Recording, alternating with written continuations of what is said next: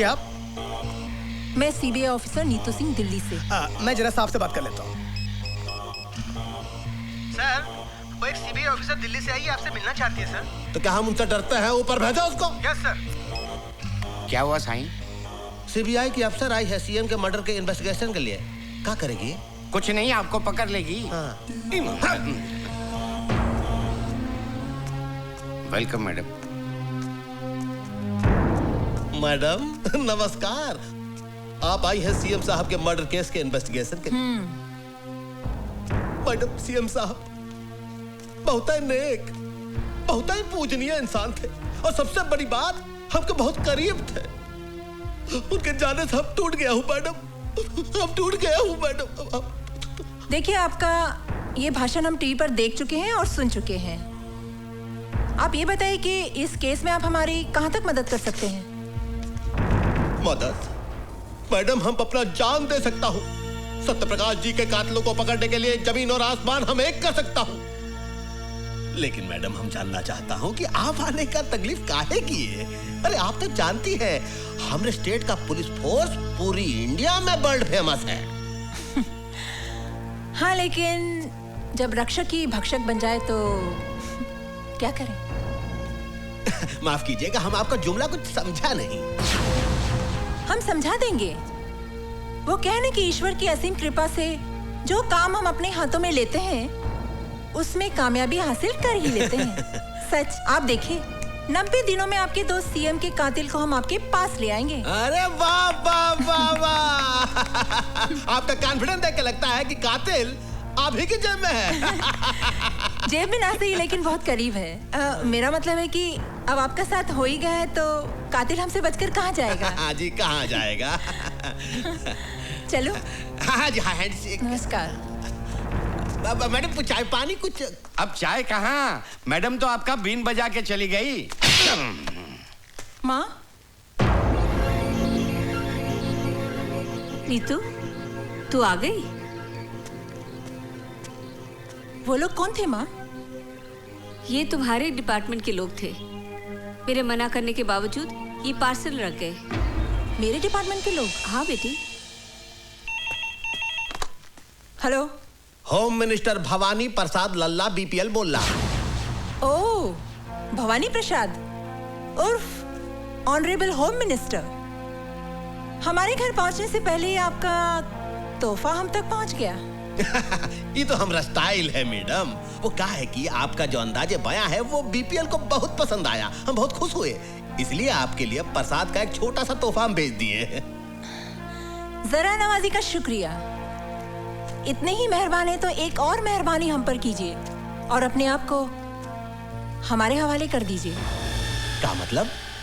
मतलब समझाने की हमें जरूरत नहीं है। दोबारा भूल से भी ऐसी गलती मत करना, वरना हमें भी आपके लिए एक तोहफा भेजना पड़ेगा जिसमें आपके खूबसूरत हाथों के लिए हथकड़ी होगी।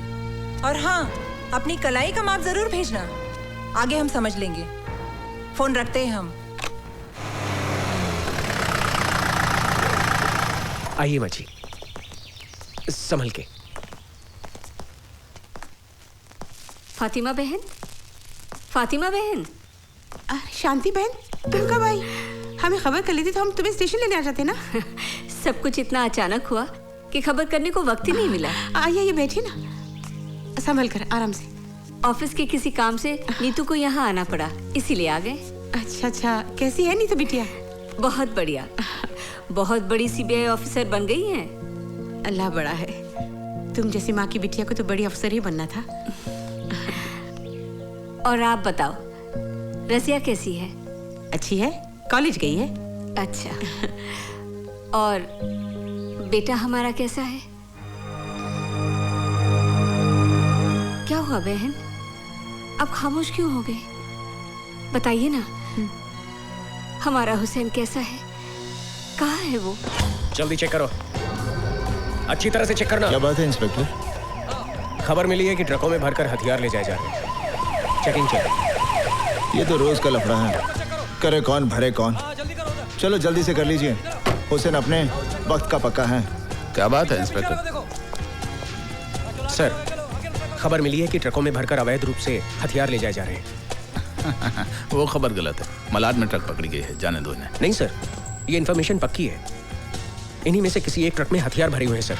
मैंने कहा ना यहाँ कोई हथियार नहीं है। सर मुझे चेक तो This करने is my दीजिए। order. जाइए आप। सर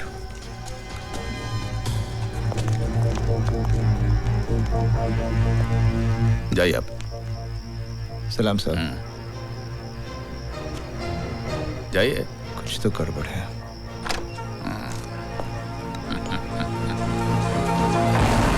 बोल रहा हूँ। भवानी भाई, भाग मारे बोल तो है। हाँ, क्या बात है बाग मारे? तेरा हथियारों से भरा ट्रक चेक पोस्ट से पार करवा दिया मैंने। फिर तो नो प्रॉब्लम।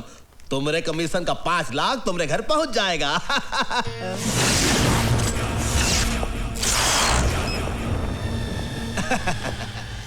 बोलो। जो ट्रक निकलवाता है उसका 5 लाख, लेकिन जो जिंदगी को दांव पर लगाकर ट्रक को पहुंचाता है उसका कितना? का मतलब? आज पता चला भवानी कि तू जितना ऊपर से काला है उससे कहीं ज्यादा तू अंदर से काला है। गेहूं की गोनियों में बंदूकें, आटे की गोनियों में RTX, मोटर पार्ट्स के डब्बे में हैंड ग्रेनेड्स।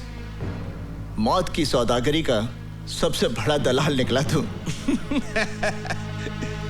इसका मतलब है हमारी जन्मपत्री तुम देख ही लिए। चलो ये भी अच्छा हुआ, हम दोनों के बीच कोई पर्दा नहीं है, मिल बांट कर धंधा करेंगे। गुड लक का 5 लाख तुम भी थामो। ये तो आज का हिसाब हुआ।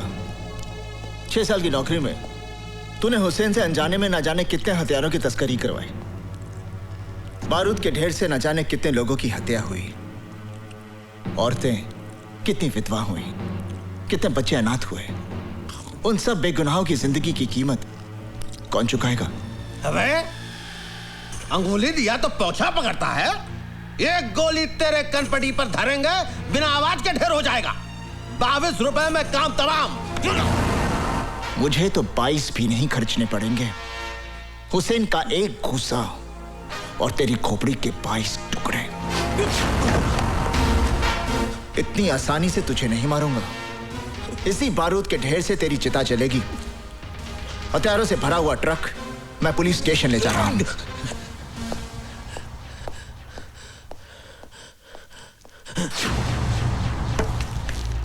भगवाने, हमारी बात सुन ध्यान से। चल,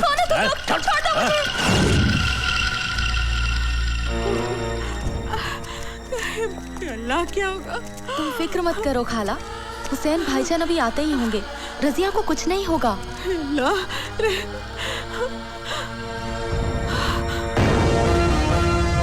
हुसैन!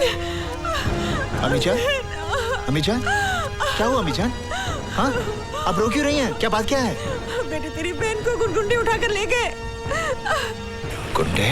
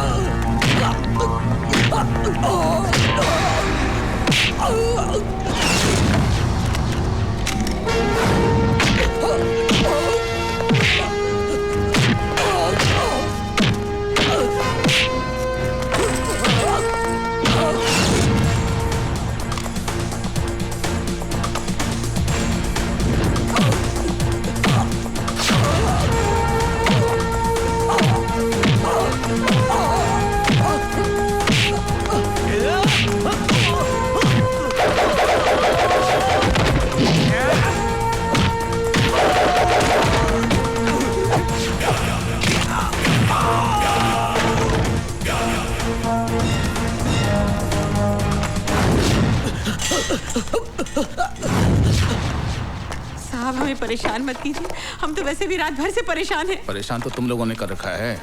नहीं साहब, आपको गलतफहमी हो गई है। हम तो ईमानदारी और सच्चाई की जिंदगी जीने वाले गरीब लोग हैं साहब। बकवास बंद कर, हमें अपना काम करने दो। साहब ये देखिए AK-47 मिली है। क्या है? क्या है? अल्लाह जानता है, हमें कुछ नहीं मालूम। कुछ नहीं मालूम। ईमानदारी और खुददारी की जिंदगी जीते हो। सच्चाई ये है कि तुम लोग गैर कानूनी हथियारों की तस्करी करते हो। नहीं, हम पर ऐसा इल्जाम मत लगाइए। इल्जाम नहीं, सच्चाई है ये। तुम लोग अपने मतलब के लिए अपना ईमान बेचते हो, अपना वतन बेचते हो। नहीं। अपनी जुबान को लगाम दो साहब। मैं समझ गया आप लोगों की साजिश को। जिन हथियारों को मैं भवानी प्रसाद की मौत बनाना चाहता था, उन्हीं हथियारों की ढाल बनाकर आप मुझे फंसाना चाहते हैं। ये सब क्या है बेटा? ये क्या बताएगा, मैं बताता हूं।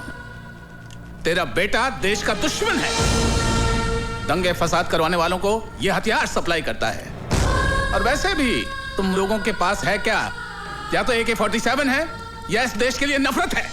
ASP, ये नफरत तुम जैसे बेईमानों ने अपने स्वाद के लिए पैदा की है।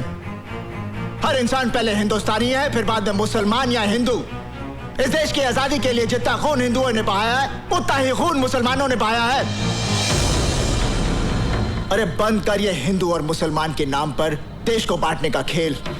क्योंकि जिस दिन इस जनता को ये खेल समझ में आ गया ना, उस दिन तुम्हें अपना सर छुपाने के लिए ये जमीन भी कम पड़ेगी। अगर अब भी तुम एक सच्चे हिंदुस्तानी हो तो जाकर अरेस्ट करो उस भवानी को जिसके तुम दलाल हो।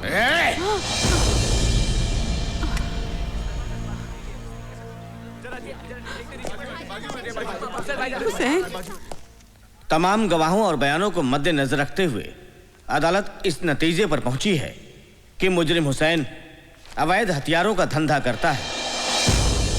लिहाजा यह अदालत मुजरिम हुसैन को 5 साल की सेक्शन 25 आर्म्स एक्ट के तहत बामुशक्कत सजा देती है।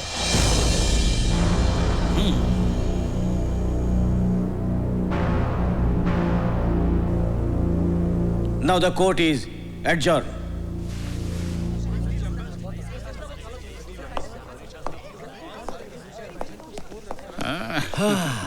देख लिया भवानी प्रसाद लल्ला से टकराने का अंजाम। अपनी बर्बादी का बीज तूने बोया है, फसल मैं काटूंगा। जेल से छूटते ही तेरा नाम और निशान मिटा दूंगा। खुदा हाफिज।